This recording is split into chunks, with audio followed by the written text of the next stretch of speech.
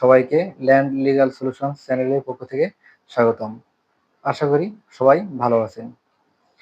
প্রিয় দর্শক, এই চ্যানেল কিন্তু আপনাদের চ্যানেল, কারণ এই চ্যানেলে আমি আইনগত বিভিন্ন জটিলতা, বিশেষ করে ভূমি সংক্রান্ত যেসব আইন আছে, জমি জমা এবং বিভিন্ন ধরনের যে আরো আনুষঙ্গিক যে সমস্যাগুলো তৈরি হয় সেগুলো নিয়ে কিন্তু ভিডিও তৈরি করে থাকি এবং আপনাদের চাহিদা অনুযায়ী বিভিন্ন ধরনের সমস্যার সমাধান দিয়ে থাকি।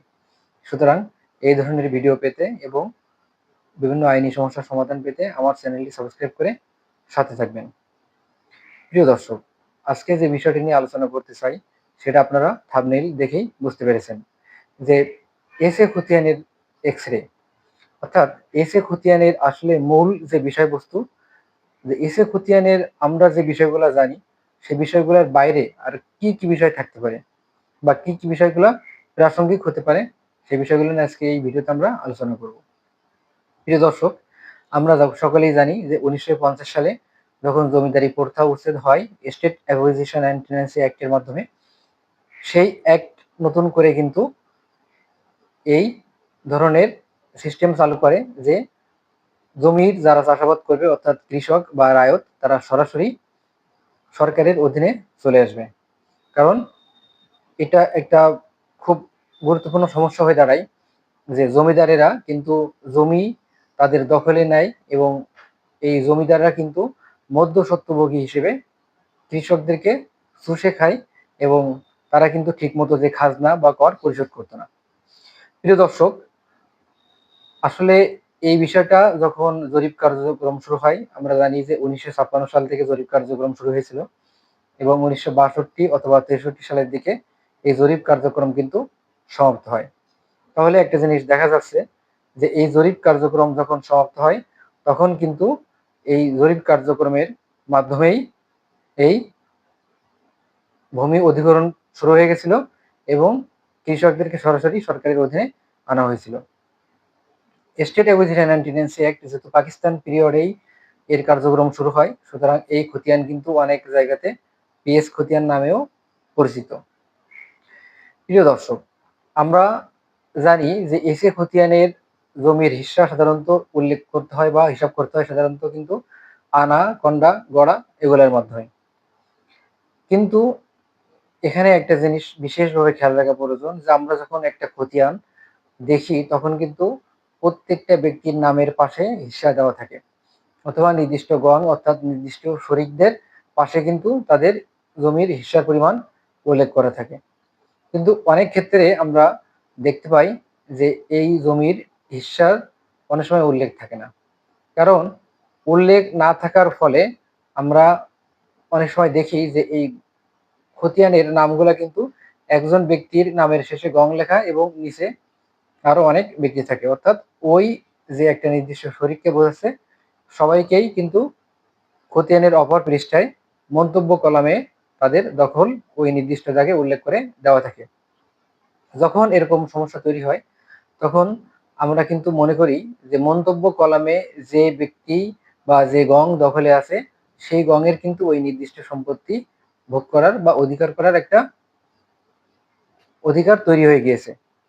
কিন্তু যদি এই মন্তব্য কলামের যে জমির পরিমাণ তার সাথে ওভারপৃষ্ঠে যদি হিস্সার পরিমাণ দেওয়া থাকে, সেটার মধ্যে যদি কখনো বিরোধ তৈরি হয় তাহলে কিন্তু এই সত্যের কলাম অর্থাৎ প্রথম পৃষ্ঠায় যে হিস্সা দেওয়া থাকবে সেটাই কিন্তু কার্যকরী হবে। এবার আমরা একটু জানতে চাই যে আসলে খতিয়ানে যদি কোনো ব্যক্তির নাম লিপিবদ্ধ না হয় তাহলে সেই ব্যক্তি কি জমি দাবি করতে পারবে কিনা। মনে রাখতে হবে, খতিয়ানে জমির খতিয়ানে কোনো ব্যক্তির নাম নাও উল্লেখ থাকতে পারে, কারণ অনেক সময় ব্যক্তি বা কোনো গোষ্ঠী তারা বিদেশে অবস্থান করতে পারে অথবা যখন জরিপ কার্যক্রম পরিচালনা করা হচ্ছিল তখন তারা সেই নির্দিষ্ট এলাকায় উপস্থিত নাও থাকতে পারে। সেই সমস্ত ক্ষেত্রে কিন্তু তাদের নাম জমির এই যে এসে খতিয়ান যখন জরিপ করা হয়েছিল তখন সেই খতিয়ানে লিপিবদ্ধ নাও হতে পারে। কিন্তু মনে রাখতে হবে, খতিয়ানে যদি কারোর নাম লিপিবদ্ধ না হয় তাহলে বলা যাবে না যে ওই ব্যক্তির সত্ত্ব নষ্ট হয়ে গেছে, অথবা অবৈধভাবে বা ভুল ক্রমে যদি কোনো ব্যক্তির নাম খতিয়ানে অন্তর্ভুক্ত হয় তাহলে ধরে নেওয়া যাবে না যে ওই ব্যক্তি নতুন করে সত্ত্ব সৃষ্টি হয়েছে। আমরা জানি খতিয়ান মূলত দখল প্রমাণ করে, কারণ এই সরকার যখন অধিগ্রহণ প্রথা চালু করেছিল, এর প্রধান উদ্দেশ্য ছিল জমির যারা কৃষক অর্থাৎ জমি যারা চাষাবাদ করবে তাদেরকে সরাসরি সরকারের অধীনে আনা, কারণ সরকার তাদের থেকে কিন্তু খাজনা আদায় করবে। সরকারের এখানে কিন্তু বিরাট একটা উদ্দেশ্য বিদ্যমান রয়েছিল বা বিদ্যমান ছিল। এখন আমরা যে বিষয়টা জানবো সেটা হলো, খতিয়ানের লিপি কি কখনো সত্য অর্থাৎ মালিকানা প্রমাণ করতে পারে? হ্যাঁ, খতিয়ানের লিপি কিন্তু মালিকানাও প্রমাণ করতে পারে, কিন্তু কখন সেটা প্রমাণ করতে পারে? মনে রাখতে হবে, খতিয়ানে যখন কোনো নির্দিষ্ট ব্যক্তির বা নির্দিষ্ট গোষ্ঠীর কোনো ব্যক্তি যখন উত্তরাধিকার সূত্রে মালিকানা হয় বা মালিকানা প্রাপ্ত হয়, তখন তার কিন্তু আসলে কোন ধরনের মূল দলিল থাকে না, অর্থাৎ সে বাবার সম্পত্তি বা তার দাদার সম্পত্তি উত্তরাধিকার সূত্রে পেয়ে থাকে।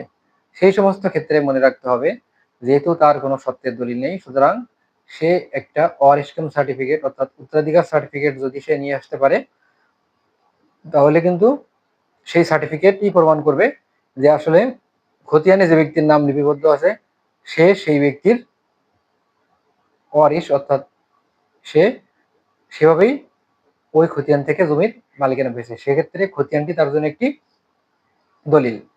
আরো একটি জিনিস মনে রাখতে হবে, সেক্ষেত্রে অনেক ক্ষেত্রে দেখা যায় যে এসে খতিয়ানে জমির পরিমাণ যেটা লিপিবদ্ধ আছে, বাস্তবে দলিলে সেটা কম বেশি থাকতে পারে। অথবা খতিয়ানে বেশি আছে দলিলে কম আছে, অথবা দলিলে কম আছে খতিয়ানে বেশি আছে। সেই সমস্ত ক্ষেত্রে বাস্তবে কি পরিমাণ আছে সেটা কিন্তু খেয়াল রাখতে হবে। বিশেষ করে খেয়াল রাখতে হবে যে সেই সম্পত্তিটি সরকারি সম্পত্তি কোনোভাবে হয়ে গেছে কিনা। সেই সমস্ত বিষয়গুলো খেয়াল রাখলে আমরা আশা করি যে অনেক ধরনের আইনগত জটিলতা এড়িয়ে চলতে পারবো। প্রিয় দর্শক, এই ধরনের আরো ভিডিও পেতে চ্যানেলটি সাবস্ক্রাইব করবেন এবং